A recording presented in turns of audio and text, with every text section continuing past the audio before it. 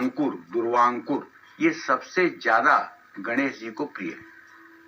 ऐसे में भगवान गणेश को सफेद या हरी दुर्वा चढ़ानी शुभ होती है। हरी दुर्वा तो प्रायः मिल जाती है, सफेद दुर्वा मुश्किल से मिलती है। सफेद दुर्वा दुर्वा ही होती है, लेकिन उसका रंग एकदम सफेद होता है। और हरी दुर्वा तो आपको हर पार्क में मिल जाएगी, हर जगह मिल जाएगी, लेकिन सफेद दुर्वा बहुत कम मिलती है, लेकिन मिलती है, ऐसा नहीं कि मिलती नहीं है। दुर्वा के आगे वाले भाग में 3 या 5 पत्तियां अगर हों तो निश्चित मानिए कि आपकी मनोकामना पूरी करने में ये सहायक है। भगवान गणेश को बेलपत्र भी आप अर्पित कर सकते हैं। भगवान गणेश की उपासना में अशोक के पेड़ के पत्ते भी शुभ होते हैं। समी के पत्ते से भगवान गणेश की पूजा करना बहुत मंगलकारी होता है। केला, कनेर, आम, महुआ, मोंगरे का पत्ता, पीपल का पत्ता, भृंगराज, धतूरे का पत्ता, बेर का पत्ता, अपामार्ग का पत्ता और सेम का पत्ता, ये भी शुभ होता है। अब भगवान गणेश पर कौन से फूल और पत्तियां कभी नहीं चढ़ानी चाहिए, ये भी जान लीजिए। न तुलस्याम गणाधिपम, यानी गणेश जी को कभी भूल करके भी तुलसी पत्र नहीं चढ़ाना चाहिए। एक दिमाग में रख लीजिए, गणेश जी को सब कुछ चढ़ाना चाहिए, तुलसी नहीं चढ़ानी चाहिए। कार्तिक महात्म्य में कहा गया है, गणेशम तुलसी पत्रे दुर्वा नैव तू दुर्वयायानी, यानी भगवान गणेश को तुलसी पत्र से और माँ दुर्गा की दुर्वा से कभी भी पूजा नहीं की जानी चाहिए। जैसे गणेश जी को अगर आप तुलसी नहीं चढ़ाएंगे तो उसी तरह से दुर्गा जी की स्थापना अगर आपने की है या दुर्गा पूजा आप कर रहे हैं तो भूल करके उनको दुर्वांकुर मत चढ़ा दीजिएगा कि अरे गणेश जी को तो चढ़ता ही है तो उनकी तो ये माँ लगती है तो इनको भी चढ़ा दूं, ये बहुत बड़ा अनर्थ है। इसलिए माँ दुर्गा को कभी दुर्वा नहीं चढ़ाई जाती है, ये बात पक्की है। पौराणिक कथाओं के अनुसार गणेश जी ने तुलसी से विवाह का प्रस्ताव ठुकरा दिया था, जिससे नाराज होकर तुलसी ने उन्हें दोष विवाह का श्राप दे दिया था। भगवान गणेश को केतकी का फूल भी नहीं चढ़ाना चाहिए। तो माँ दुर्गा को लाल रंग के फूल ज्यादा अर्पित करने चाहिए, जैसे लाल गुलाब, गुड़हल। ऐसा करने से आर्थिक संकट से मुक्ति मिलती है।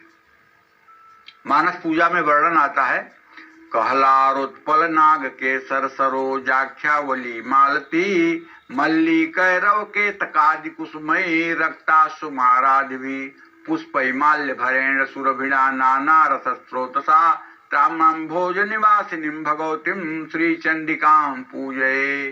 तो मानसिक पूजा में भी इन्हीं पुष्पों की माला माता को समर्पित करने की बात की गई है। माँ दुर्गा को अपामार्ग का फूल बहुत प्रिय है। माँ दुर्गा को गुलदाउदी का फूल और बट वृक्ष के फूल बहुत पसंद हैं। कमल और शंख पुष्पी का फूल भी माँ दुर्गा को अर्पित कर सकते हैं। बेला, चमेली, केसर, सफेद और लाल फूल, सफेद कमल, पलाश, तगर, अशोक, मौलीश्री, कुंद, लोथ, कनेर, आक, शीशम और अपराजिता के फूलों से देवी की पूजा की जाती है। अब मैं आपको बताता हूं कि माँ दुर्गा पर कौन से फूल और पत्तियां कभी नहीं चढ़ानी चाहिए।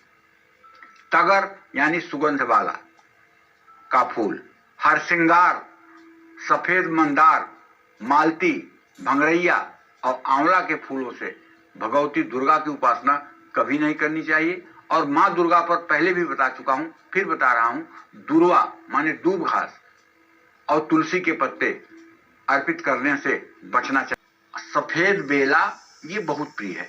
शिवलिंग पर अकवन भी जिसको कहते हैं, सफेद मंदार की मंजरी चढ़ाने से सोना दान करने के बराबर पुण्य फल प्राप्त होता है।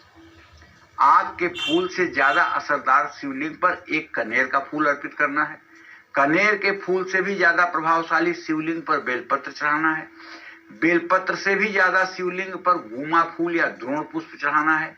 गुमा फूल से भी ज्यादा शुभ प्रभाव देता है शिवलिंग पर चढ़ा अपामार्ग का फूल। अपामार्ग से भी ज्यादा असरदार है कुशा का फूल। हजार कुश के फूलों से भी बढ़कर प्रभावशाली है शिवलिंग पर चढ़ा हुआ एक समी का पत्ता। और हजार समी के पत्तों से भी ज्यादा असरदार है भगवान शिव पर चढ़ा एक नील कमल का पत्ता। नील कमल से भी ज्यादा असरदार है एक धतूरा। और 1000 धतूरे से भी ज्यादा चमत्कारी होता है शिवलिंग पर चढ़ा हुआ शमी का एक फूल।